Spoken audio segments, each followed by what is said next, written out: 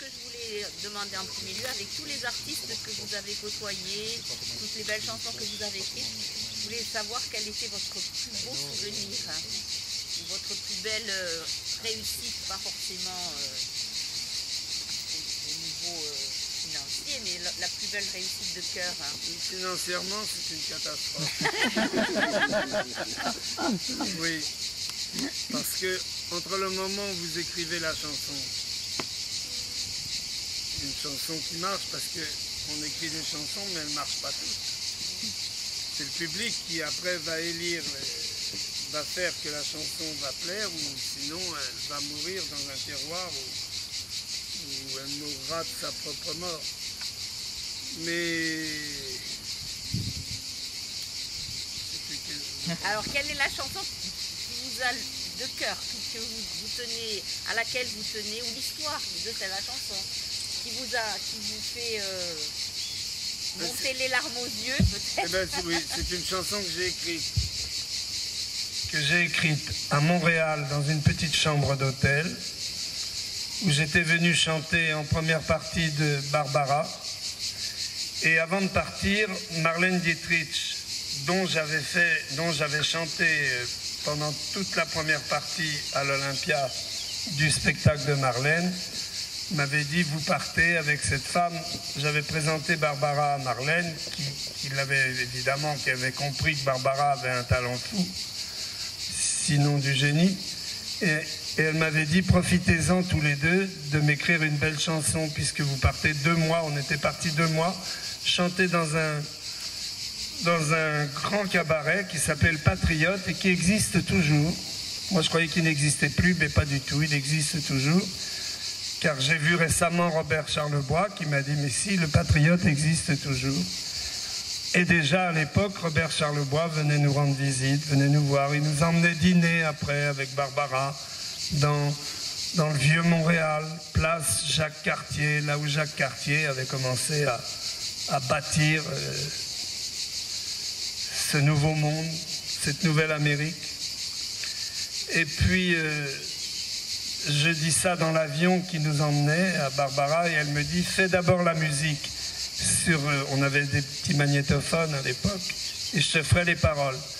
Le lendemain matin à 7 h, elle me réveille et elle me dit: ça y est, j'ai fait les paroles pour Marlène, viens les écouter, parce qu'elle s'était fait mettre un piano dans sa chambre, puisqu'elle savait qu'on allait rester 2 mois là. Et puis elle m'a chanté les paroles, et c'était tellement beau que je lui ai dit: écoute, on va appeler Marlène, qui elle était à Paris. Et j'ai eu Marlène au téléphone et je lui ai dit: écoutez Marlène, ça y est, vous m'aviez demandé qu'on vous écrive une chanson avec Barbara. Eh bien, Barbara est là et j'ai fait la musique hier soir, je lui ai donné. Dans la nuit, elle a écrit les paroles et elle a chanté à Marlène les paroles. Marlène les a traduites en anglais, les a traduites en allemand, et elle a chanté la chanson en français, qui était un disque magnifique, qui avait été enregistré chez Eddie Barclay. Et je dois dire que quand j'ai entendu Marlène chanter cette chanson, ça m'a donné... oui, j'ai reçu c'est comme une décharge électrique en plein cœur. Du reste, je la chanterai ce soir en m'accompagnant au piano, telle que la chanson était née à Montréal,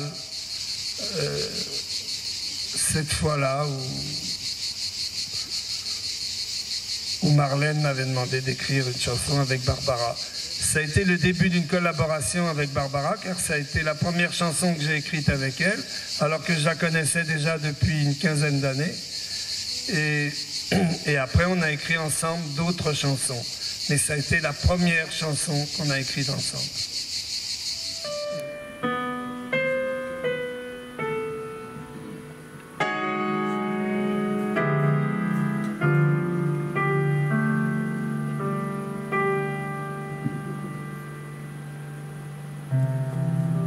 C'est trop tard pour verser des larmes. Maintenant qu'ils ne sont plus là, c'est trop tard, retenez vos larmes.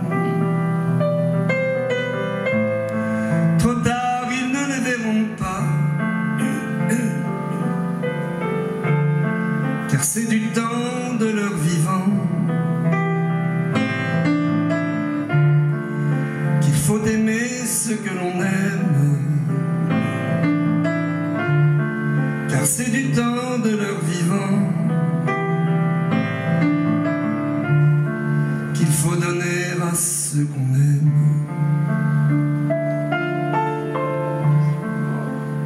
Ils sont couchés dessous la terre, dans des maisons froides et nues.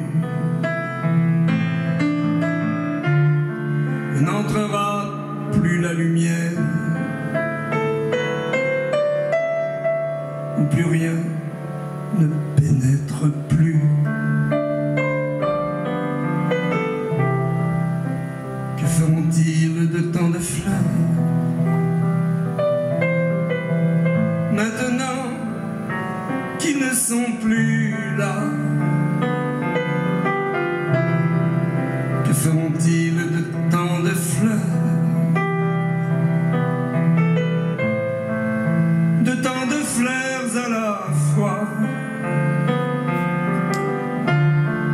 Alliez-vous leur porter des roses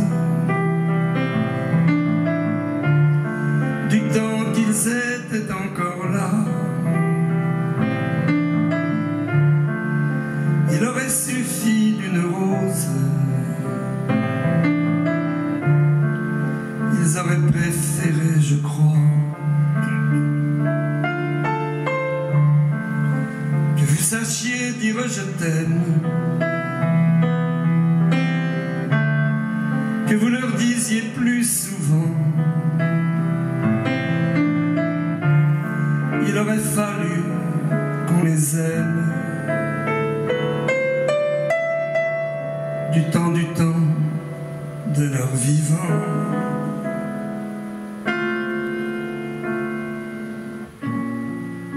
C'est trop tard pour verser nos larmes,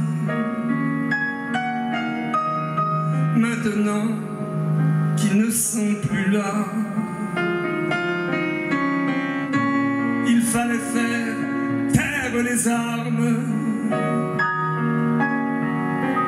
du temps qu'ils étaient encore là. Ils verraient encore la lumière, les oiseaux chanteraient encore, ils verraient se cogner la mer contre les plages de sable d'or. Mais il nous reste que nos regrets,